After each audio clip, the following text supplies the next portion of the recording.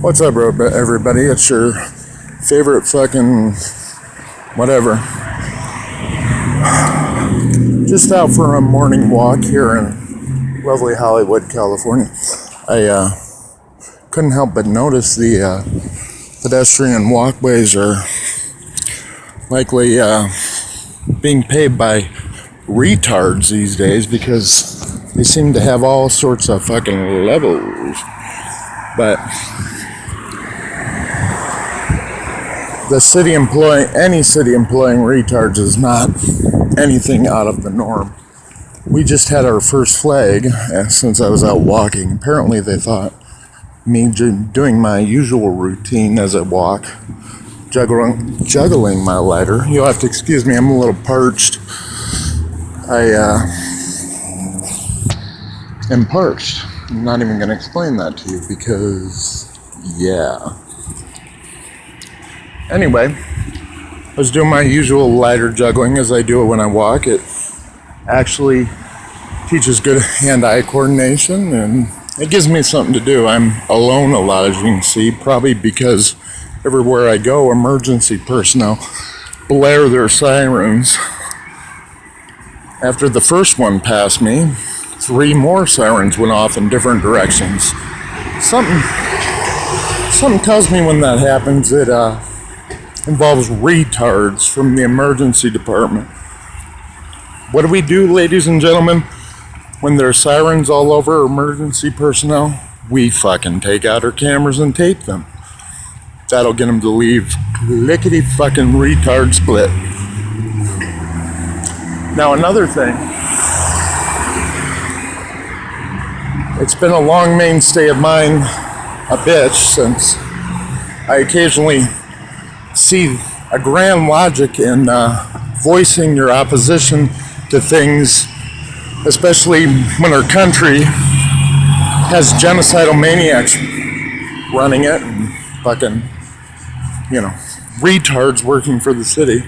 So it's long been a vocal concern of mine that while the streets get wider and are well paved, the pedestrian walkways, if there are any, last night in Omaha, I certainly documented me walking down a highway because there was no pedestrian walkways, which seemed a little unusual on a main thoroughfare, but now they're kind of just out here. We're still living with,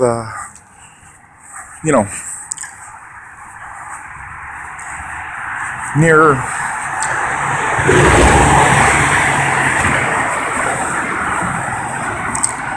just had to wave to the elite version of the emergency personnel. They must be another form of retard, unlike the regular fire truck. Generally these days, I don't want to, go too far into this. I got generally a good rapport with the police anywhere I go because, let's face it, being set up, jailed for corrupt circumstances, being wanted dead and hunted, and still being here alive, not in prison for the rest of my life, which certainly was wanted, and not ever becoming involved in that diarrhea of a system or ratting anybody out.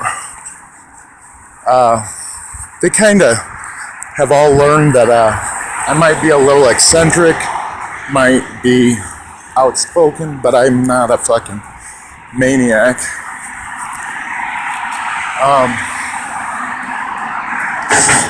But as far as the fire and emergency departments, they still haven't caught up to saying they're still way down below that mongoloid stage. I'm gonna... another thing, it's my new thing. I like to talk about spaceships and aliens from outer space. It's something I do, but I saw my first spaceship since being back in LA from outer space. I remember when I first just became vividly aware. I mean, that I said something to somebody one time and they recoiled in fear like they were going to die. And I see a certain logic in not fearing what is